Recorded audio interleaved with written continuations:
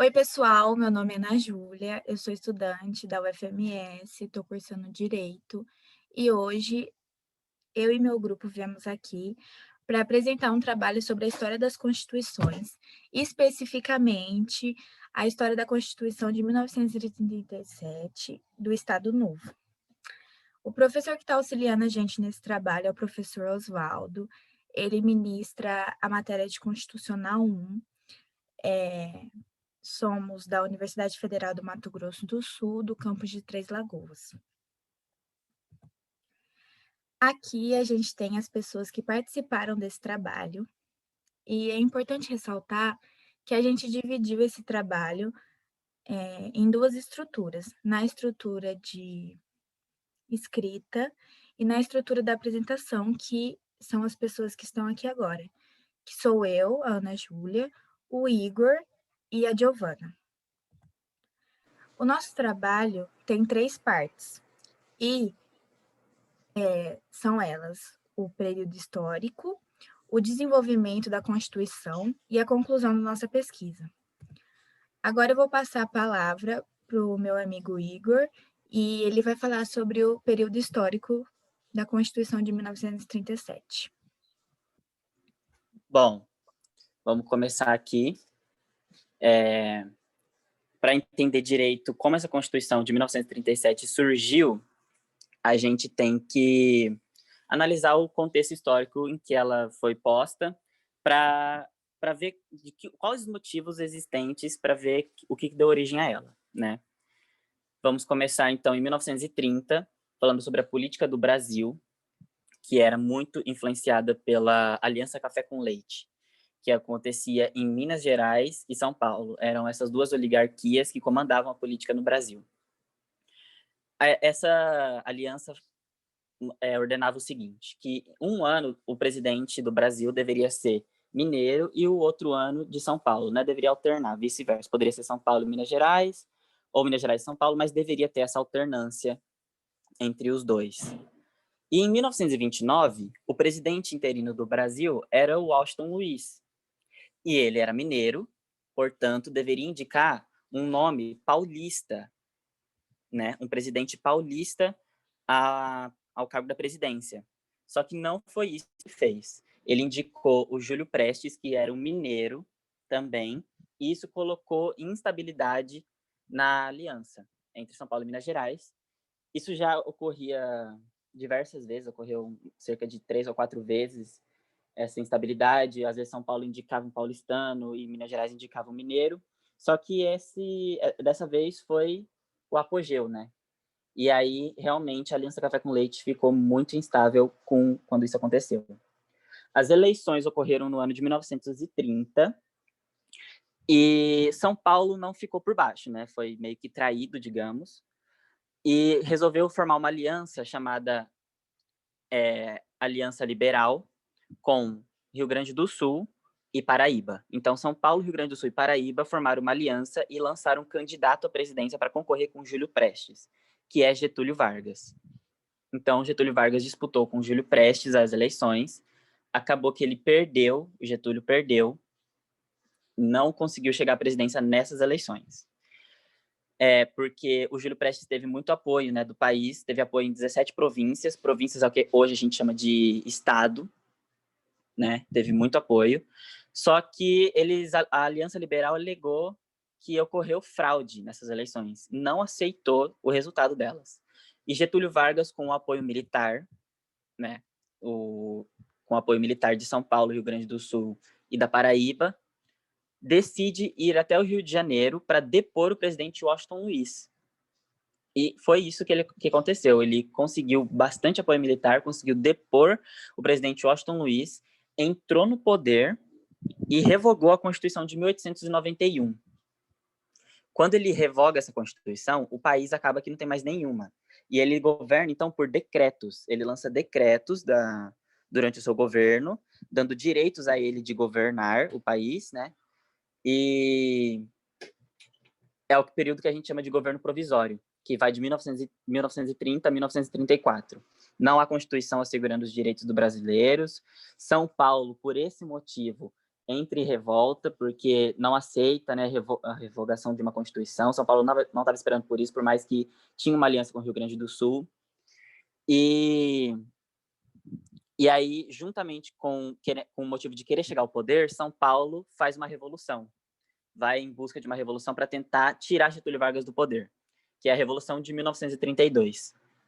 São Paulo querendo chegar ao poder novamente e com o sentimento de uma falta de Constituição, falta de proteção dos direitos, faz essa revolução, mas não dá muito certo, não tem muito apoio do resto do país, e Getúlio Vargas continua no poder. Em 1934, Getúlio Vargas, então, convoca as eleições, né? Data as eleições, para que ele se legitimar no poder, atendendo também ao povo brasileiro, que já queria, com o movimento Diretas Já, uma eleição para diretamente eleger o presidente, né? Então ele convoca. Convocando essas eleições, ele ganha em 1934 e aí ele se legitima no poder. Então agora ele está no poder porque ele foi votado, a população brasileira quis ele no poder, escolheu ele, e agora está lá como um presidente legítimo. Aí ele lança, então, uma Constituição de 1934, que é o que o povo brasileiro queria também, lançou a Constituição. Só que, não muito contente, algumas pessoas que eram comunistas queriam derrubar o presidente do poder. Não estava aceitando esse governo, e aí tentaram dar 2 golpes no governo de Getúlio Vargas. A primeira tentativa foi o golpe da intentona comunista. As duas deram erradas, o primeiro e o segundo golpe. Esse primeiro do golpe da intentona comunista deu errado.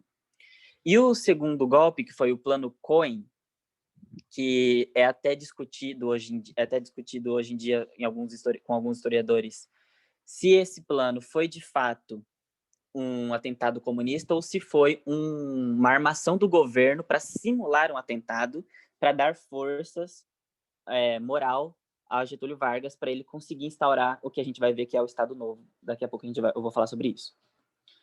Então, esse segundo plano Cohen foi um plano que foi descoberto, né? Digamos que ele foi planejado por um grupo de comunistas, ele foi descoberto pelo governo, e o governo usou esse atentado para elevar a moral do presidente, para dar forças a ele, para ele se manter no cargo e lançar a ditadura, né?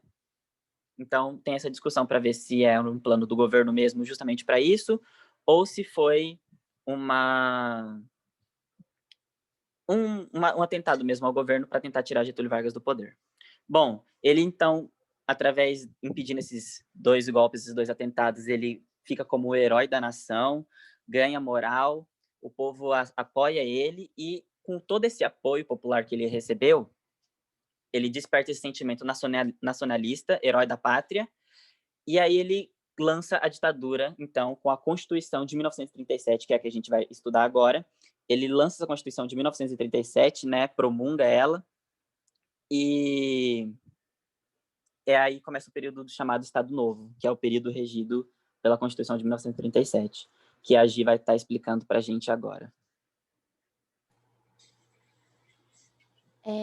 Agora a gente vai falar um pouquinho sobre o desenvolvimento, né, dessa Constituição. E pouco mais de 3 anos depois de promulgada a Constituição de 1934, foi imposta por Getúlio Vargas, né, a Constituição de 1937, criando o denominado Estado Novo, com forte influência do modelo fascista de organização política. Essa Constituição de 1937, ela foi composta por 183 artigos, 174 em seu corpo e 13 nas disposições finais. Ela também foi a primeira que atendeu os interesses de grupos políticos desejosos de um governo forte que beneficiasse o povo e que consolidasse o domínio daqueles que punham ao lado de Vargas. Ela não obteve nenhum papel importante ao decorrer do Estado Novo, pelo motivo de a maior parte das instituições de que cuidou jamais terem saído do papel. Ela manteve a tripartição dos poderes, né, que era a separação de poderes somente formal, pois o legislativo e o judiciário foram extremamente reduzidos em suas funções.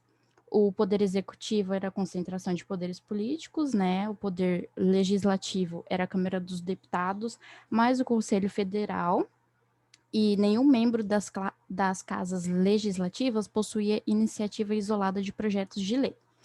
E o Poder Judiciário, composto do Supremo Tribunal Federal, de uma justiça militar e de justiças estaduais. A gente pode estar citando também como forte características, né, a federação, apenas nominalmente, pois todo o poder político foi transferido para o governo central, direitos e garantias individuais restringidos, né, mandado de segurança e ação popular excluídos, controle de constitucionalidade, que era a declaração que poderia ser novamente apreciada pelo Legislativo a pedido do Presidente da República. Caso confirmado por 2/3 do voto de cada casa, a decisão do Supremo Tribunal Federal ficava sem efeito. Era uma Constituição que continha todos os desejos dos positivistas, né? Um executivo forte, autoritário, militarista e conservador. E, além disso, acaba com o federalismo e com o liberalismo. E também, através do ponto de vista da distribuição de poder, o governo acumulou as funções do executivo e também do legislativo, sendo assim, legislou de forma ampla por intermédio de decretos de lei. E é isso, agora eu passo a palavra para Ana Júlia, para a gente estar concluindo aí.